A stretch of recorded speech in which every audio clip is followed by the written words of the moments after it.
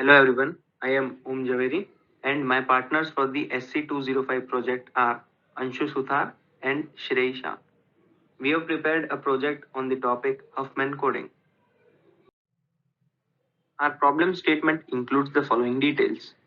As we are aware, digital data contains a lot of redundant information. For example, a file may contain more zeros than one. Uncompressed data can take up a lot of space, which is not optimal for storing data on a fixed hard drive or transferring data over a fixed bandwidth. For example, 1 minute of uncompressed HD video can be over 1 GB. Then how can we fit a 2-3 hour HD film on a 1 2 GB memory disk? Well, what shall we do then? We can squeeze out the redundant information to compress the original data. Also, there are 2 points we need to take very good care of. First, a good algorithm to achieve maximum data compression. Second, recovery of the original data after decompression of the compressed data. So now let us learn things about Huffman coding. It is a lossless data compression algorithm. The main idea is to assign variable length codes to input characters based on their frequency, wherein the most frequent character gets the smaller code and the least frequent gets the largest code. These assigned codes are called prefix codes, which means the codes are assigned in such a manner that the code assigned to one character is not the prefix of the other. This makes sure that there is no ambiguity while decompressing the data. Let us try to understand this with an example. First, we will count the frequency of each character.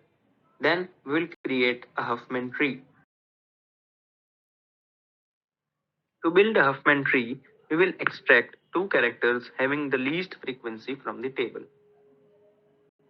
We will then create a new null character node whose frequency is equal to the sum of the previously extracted characters. The first extracted character will be made the left child of the null character, whereas the other character will be named the right child.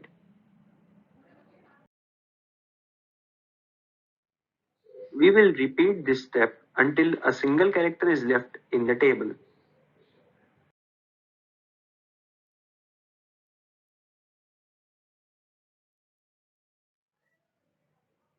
The next step is to assign the Huffman code, which can be done by assigning 0 while moving to the left child and 1 while moving to the right child. Finally, here is our compressed result.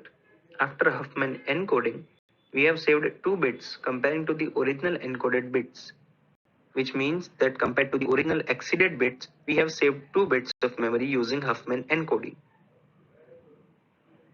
That's all. Thank you very much. Have a wonderful day ahead.